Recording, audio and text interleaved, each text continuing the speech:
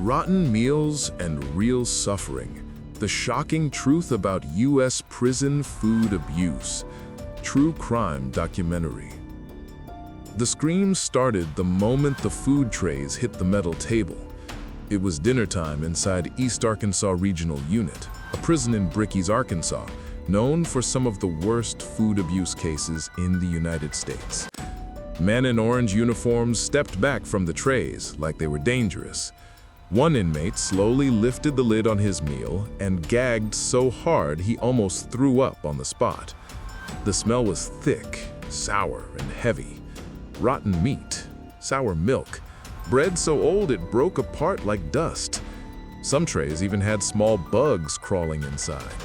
Real bugs moving between the food. This was not an accident. This was normal. On this night, the guards stood in the corner, watching with cold faces as the inmates argued over which part of the meal was the least deadly.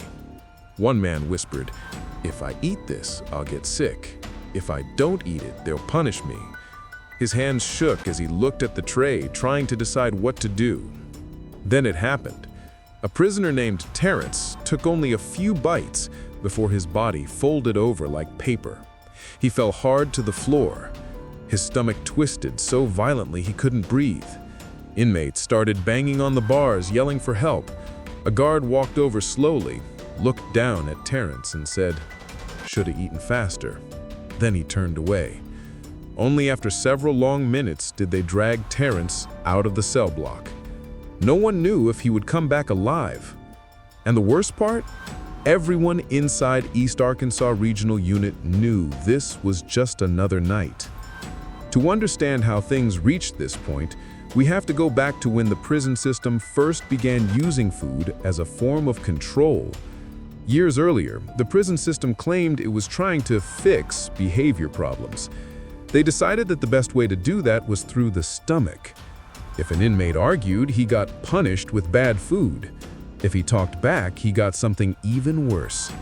The most feared meal was the neutral loaf, also called the punishment loaf, a dry brick made by mixing leftover food together, baking it hard, and serving it without seasoning, taste, or care. At first, no one outside the prison believed the inmates' complaints because there were no pictures, no videos. But the health problems grew. Men were losing weight fast. Some fainted during roll call. Others vomited blood after meals. A few were rushed to the hospital. Even then, the food did not improve. The punishment loaf was the worst of all. Inmates said it made them dizzy and weak. Some could barely stand after eating it. Old bread, powdered milk, sticky beans, vegetables that looked gray, and sometimes leftovers that had already been sitting out too long. Everything was mixed into one block. Some loaves even had mold inside, but prisoners were told they had to eat it or face solitary confinement. One inmate, known by everyone as Red, decided he could not stay silent. He wrote letters to anyone he could think of: the state, the prison board, news reporters, even lawyers.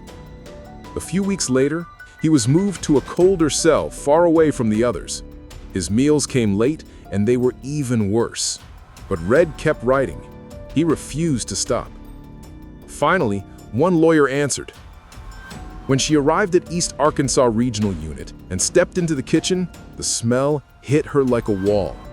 She saw meat turning gray on the counter, sinks filled with dirty brown water, and trays stacked with food no human should ever eat. She reached for a phone to take pictures, but a guard stepped in front of her and said, "You've seen enough." But she hadn't, not even close. As she walked out of the building, she heard loud coughing echo down the hallway. Then she saw a line of inmates holding their stomachs, shaking, sweating, and guards carrying in new trays. Inside those trays was something even worse than the loaf. The new trays hit the tables with a heavy thud. The inmates at East Arkansas Regional Unit froze. No one moved toward the food. No one even breathed too loudly. The lawyer, still standing near the hallway, saw the guard step back with smiles that did not look friendly at all. Something was wrong, even worse than before. The inmates lifted the lids. The smell spread instantly. It was stronger than rotten meat, stronger than spoiled milk. It was a burning, bitter smell that stung the eyes. The food inside the trays was a thick, brown mix that looked like wet cement. Some men covered their noses. Others took small steps back. One man whispered, "They're trying to break us." The guards shouted, "Eat it!" No one touched the food, not at first. Then a young inmate named Parker, only 19 years old, took a bite. He was new to the prison and still believed the guards might treat him better if he followed orders. But the moment the food touched his tongue, he grabbed his throat and gagged. His body bent forward as he spit the food out. He fell to his knees, shaking. The guards laughed and said, "You'll learn." The lawyer stared in shock. She had come to investigate food conditions, but she didn't expect to see abuse happening right in front of her.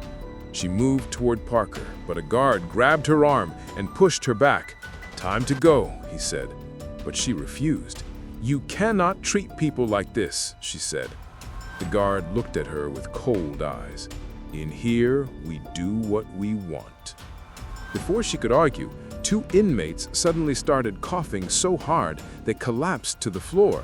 Another man leaned against a wall, holding his stomach, his face turning pale. A 4th inmate fainted completely, his body hitting the ground with a loud crack. The lawyer felt her heart racing. The situation was becoming dangerous. She grabbed her notebook and wrote down everything she could see. The guards noticed. One of them said, "You better be careful. Men in here get sick all the time." She replied, "Yes, because of this food." He stepped closer. "Prove it." But she could, because just then, an older inmate named Franklin slowly stood up, his hands shaking. He pointed at the tray and said in a weak voice, "This ain't food. This is punishment. They mix chemicals in it. Cleaning powder. I seen them do it." A few inmates nodded. Their eyes were tired and sunken. Their skin looked dry and cracked. They were hungry, sick, and scared. The lawyer wrote down Franklin's words. But before she could ask more questions, alarms suddenly echoed through the hall. A guard shouted, "Clear the block!" Guards rushed forward, shoving inmates back into their cells. Men yelled and tried to hold their stomachs as they stumbled. Some couldn't even stand. The lawyer was pushed toward the exit, but as she looked over her shoulder, she saw something that burned into her mind. In the corner of the room, a kitchen worker, an inmate assigned to food prep, was being dragged across the floor by 2 guards. He was screaming, "I didn't want to do it. I told you it wasn't safe."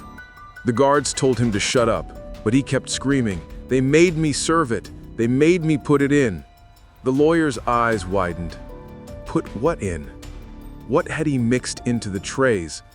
Was it spoiled food? Rotten leftovers? Something worse? Before she could hear another word, the heavy door slammed shut behind her. She drove away from the prison that day with one terrifying truth in her mind. The abuse was not an accident. It was planned. And someone inside East Arkansas Regional Unit was helping the guards carry it out. The lawyer could not sleep that night. Every time she closed her eyes, she saw the faces of the inmates at East Arkansas Regional Unit, sick, weak, afraid, and she kept hearing the kitchen worker's voice echo in her mind. "They made me put it in." She knew she had to go back, not with a notebook this time, but with people who had power. She spent the next morning calling the state health department, the prison board, and even a federal civil rights group. Most people gave her excuses. Some said they were too busy. Others said inmates exaggerate. One person even hung up on her. But by afternoon, she finally reached someone who listened. A federal investigator who had heard rumors about Arkansas prison food before. When she described everything she saw, he didn't ask if she was sure. He simply asked, "How soon can you meet?" The next day, they drove to the prison together. The investigator brought 2 more officers with him. The moment the warden saw them, his smile disappeared. "What's this about?" he asked. "Food safety," the investigator replied. The warden swallowed hard. They walked straight to the kitchen. The same bitter smell from before drifted across the room. The sinks were filled with dirty water. Old meat set on the counter, turning gray around the edges. Buckets of old vegetables set on the floor, covered with flies. A large mixing bowl held a brown paste that looked just like the food from the night before. The investigator picked up a spoon and leaned closer. "What is this?" he asked. An inmate kitchen worker said, "It's the loaf." The investigator firmly said, "This is not legally safe for human consumption." Then something unexpected happened. Inmate kitchen workers slowly stepped forward. They looked scared, but they also looked tired. Tired of suffering, tired of being silent. One of them whispered, "We didn't want to make it like this." Another said, "They told us to put old scraps in it." A third inmate, shaking, pointed at a shelf in the corner. They said to mix leftover food with anything that wouldn't make the loaf fall apart, even old beans, even moldy bread. Then he said something that made everyone freeze. They said the worse it tastes, the better the punishment works. The warden stepped forward fast. "Don't listen to them," he said. "They're lying." But the investigator held up his hand. "No, you stop talking." At that moment, the investigator's assistant lifted a lid from another pot and nearly gagged. Inside was chicken so rotten it had turned green. Inside another container, they found bread covered in fuzzy mold. And in the corner, half hidden behind boxes, they found bottles of cleaning powder right next to the food prep area. The inmates looked at the lawyer with pleading eyes. "This is what we eat," one of them whispered. The investigator looked around slowly, taking in every detail. Then he sighed. "This is enough." They shut down the kitchen on the spot. Inmates received emergency meals from a nearby facility. Health teams arrived. Photographs were taken. Reports were written. The entire prison went under investigation. Guards were questioned. The warden was forced to step down. Several officers lost their jobs. Some were charged. Others suddenly quit. Days later, the kitchen worker who had screamed, "They made me put it in," was moved to a safer unit. When the lawyer visited him, he looked tired but relieved.